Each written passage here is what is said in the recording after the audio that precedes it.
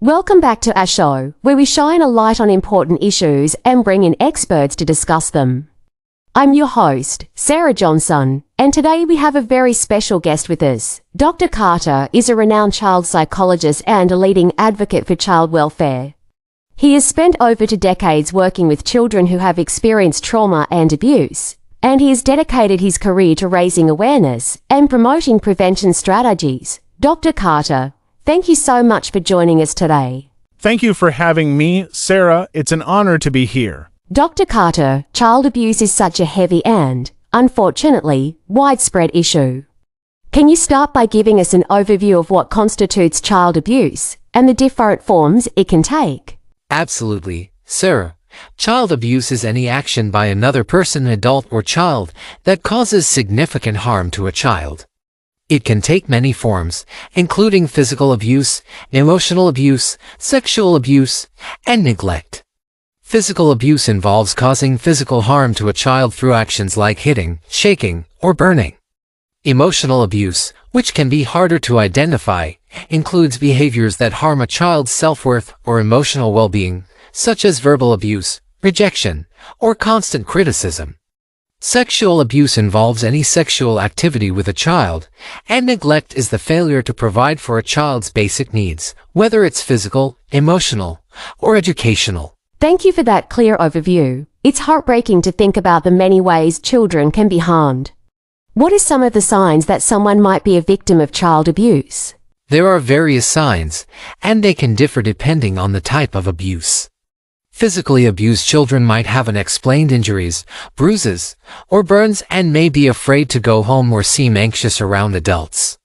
Emotional abuse can manifest as extreme behavior, either overly compliant or aggressive, and children might show a lack of attachment to their parent or caregiver. Signs of sexual abuse can include difficulty walking or sitting, knowledge of sexual acts inappropriate for their age, and strong efforts to avoid a specific person. Neglect can be seen when children are consistently dirty, have poor hygiene, wear ill-fitting clothes, or are often hungry. It's important to note that these signs alone do not confirm abuse, but they are red flags that warrant further investigation. It sounds like recognizing abuse requires careful attention to a child's behavior and physical state. If you suspect a child is being abused, it's crucial to act. You can contact local child protective services, a national child abuse hotline, or law enforcement. Many countries have hotlines dedicated to reporting abuse and getting help. It's important to provide as much information as possible, including your observations and any interactions you've had with the child. Remember, it's not your job to prove the abuse, that's the responsibility of professionals. But reporting your concerns can help initiate an investigation and potentially save a child from further harm. Reporting suspected abuse can be intimidating. It can definitely be daunting, but I always encourage people to remember that the child's safety and well-being are paramount.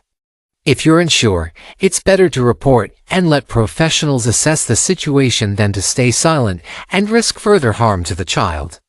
Many jurisdictions have laws that protect individuals who report suspected abuse in good faith, even if the investigation doesn't confirm the abuse. Trust your instincts. If something feels wrong, it's worth speaking up. That's excellent advice. Prevention is another critical aspect of addressing child abuse. What are some effective strategies for preventing child abuse? Prevention involves a multifaceted approach. Educating parents and caregivers about positive parenting techniques and child development can reduce the risk of abuse. Community support programs, like home visiting programs for new parents, can provide crucial support and resources. Schools and organizations should implement policies and training to recognize and respond to signs of abuse. Additionally, teaching children about their rights, how to recognize inappropriate behavior, and encouraging open communication can empower them to speak up if something is wrong. Lastly, advocating for strong laws and policies to protect children and support families is essential for creating a safer environment. These strategies highlight the importance of community and systemic involvement. Viewers can support these efforts in several ways. Volunteering with or donating to organizations that work with children and families is a great start. Advocating for better child protection policies and supporting legislation aimed at preventing abuse can make a significant difference. Additionally, educating yourself and others about the signs of abuse and how to report it can help create a vigilant and informed community. Everyone has a role to play in protecting children, and by working together, we can make a substantial impact. It's empowering to know that there are concrete steps we can all take.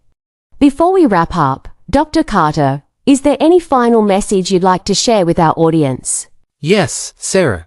I'd like to emphasize that every child deserves to grow up in a safe and loving environment. While child abuse is a challenging issue, it's not insurmountable. By being vigilant, supportive, and proactive, we can help protect children and give them the chance to thrive. If you suspect abuse or are in a position to support prevention efforts, please take action. Your involvement can truly make a difference. Thank you so much, Dr. Carter, for your insights and dedication to this critical issue. And thank you to our viewers for joining us on Engage Encounter episodes. Don't forget to like, share, and subscribe us. Remember, protecting our children is a collective responsibility. Until next time, stay safe and be kind.